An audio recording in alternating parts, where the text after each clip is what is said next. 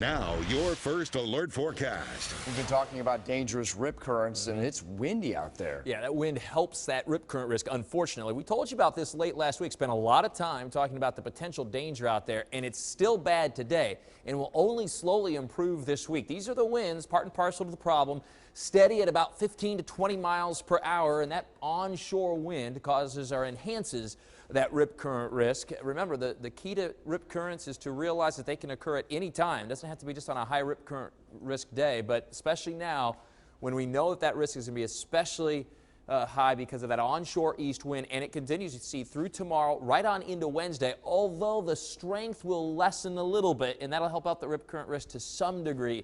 It still looks to be a week full of rip currents, so stay near a lifeguard if at all possible, and realize the lifeguards may not be on full-time duty yet since it's so early in the season, and always swim and surf with at least a buddy, if not several.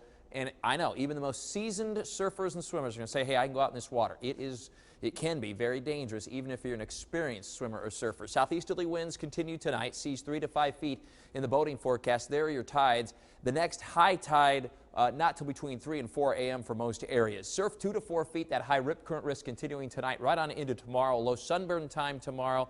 Water temperatures continue to go up a little bit now, approaching 80 degrees. And we've had a little rain around most of the holiday weekend dry, but we had a few showers this morning near the coast as expected with that onshore east wind, and then pushing more inland with time, and that certainly has been the case this afternoon with a general movement to the northwest at about 20 to 25 miles per hour. Several bands of showers and occasionally a lightning strike here from central Baker County north of Interstate 10, and then several bands north to just beyond the Florida-Georgia border. This cluster of showers and storms will be into Edith at 521, Williamsburg at 531, the second band into Sargent at 522, Council at 536. But once you get to the I-95 corridor to the beaches, it is dry. It's mostly sunny.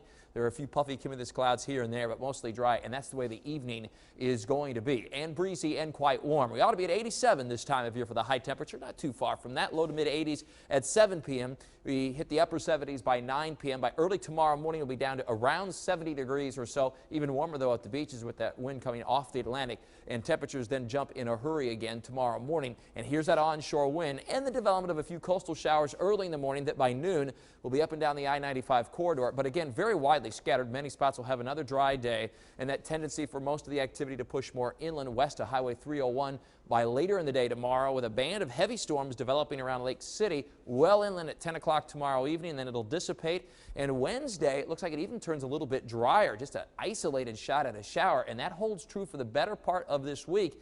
And that's important because in the Buresh bottom line, we're concerned about the building fire danger, the wildfire danger through much of this week. The rip current risk will continue as well, and it'll be warm and sunny otherwise. So dividing the area into 3 zones, the first alert AccuZone forecast of the coast, temperatures in the low 80s tomorrow, although that onshore wind will drop the temperatures a little bit in the afternoon. Jacksonville and surrounding areas into the mid, in some cases upper 80s, and the inland zones will make it into the upper 80s to around 90 degrees. So over the next 7 days, the temperatures stay very warm, and we're looking at just that isolated chance at a shower in what is otherwise a mostly dry 7 days. Close to 90 degrees for those highs. Overnight lows in the upper 60s to around 70. Your weekend always in view with an isolated or widely scattered afternoon shower or thunderstorm, especially inland. ActionNewsJax.com for all of your latest First Alert weather.